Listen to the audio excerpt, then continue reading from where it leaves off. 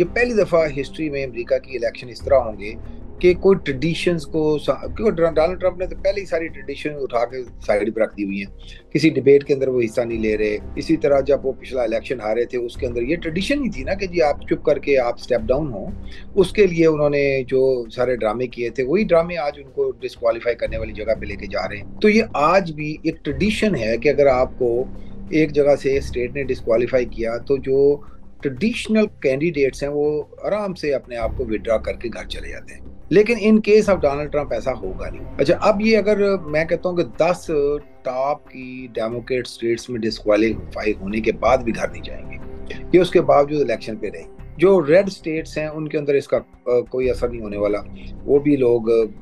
They will just go and vote for Donald Trump and what not. लेकिन इन चीज़ों का असर होगा स्विंग स्टेट्स के अंदर। तो वहाँ पे मेरे ख्याल वो किसी ऐसे शख्स को वोट देने के लिए शायद ना तैयार हों जिसका फ्यूचर ये नहीं पता हो कि यार हम इसको वोट भी देंगे और फिर जा करके ये इसके ऊपर disqualification supreme court in general ना कर दे। हिलरी क्लिंटन के ऊपर जो ईमेल्स के असर की वजह से स्विंग स्टेट्स के अंदर शी लॉस्ट, वो भी वो स्विंग स्टेट्स जो leaning towards blue swing states थी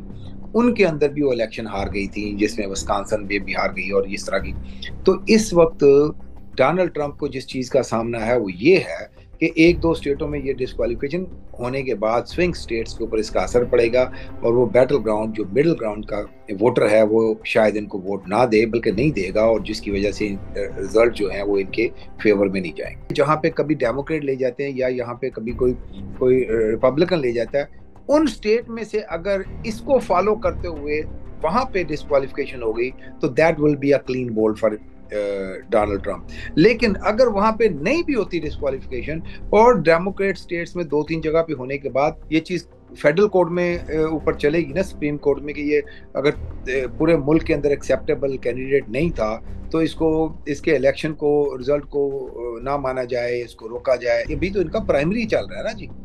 अच्छा, अब प्राइमरी के अंदर इनका जो रिपब्लिकन प्राइमरी वोटर है वो भी ये सोचने पे मजबूर हो सकता है कि जी मैं क्यों ऐसे शख्स को पिक करूं जो कंट्रोवर्शियल हो चुका है और कल को डिस्क्वालीफाई हो सकता है, और मैं इसको अपना देखे ना, ये एक सोच तो होगी ना कि एक जो डाई हार्ट रिपब्लिकन वोटर है कि यार हम डोनाल्ड ट्रंप को अपना प्राइमरी कैंडिडेट मान लें और आगे जाकर के पता चले कि डोनाल्ड ट्रंप तो डिस्क्वालीफाई हो गया तो हमारे पास तो कोई कैंडिडेट ही नहीं होगा उस वक्त, तो फिर हम तो पहले इलेक्शन हार जाएंगे। तो to be on a safer side इनको शायद लोग पहले ही प्राइमरी के अंदर डिफरेंट सोचना शुरू कर दें। मज़ीद न्यूज़ अपडेट्स और डिजिटल स्टोरीज के लिए सब्सक्राइब करें डॉन न्यूज़ पाकिस्तान।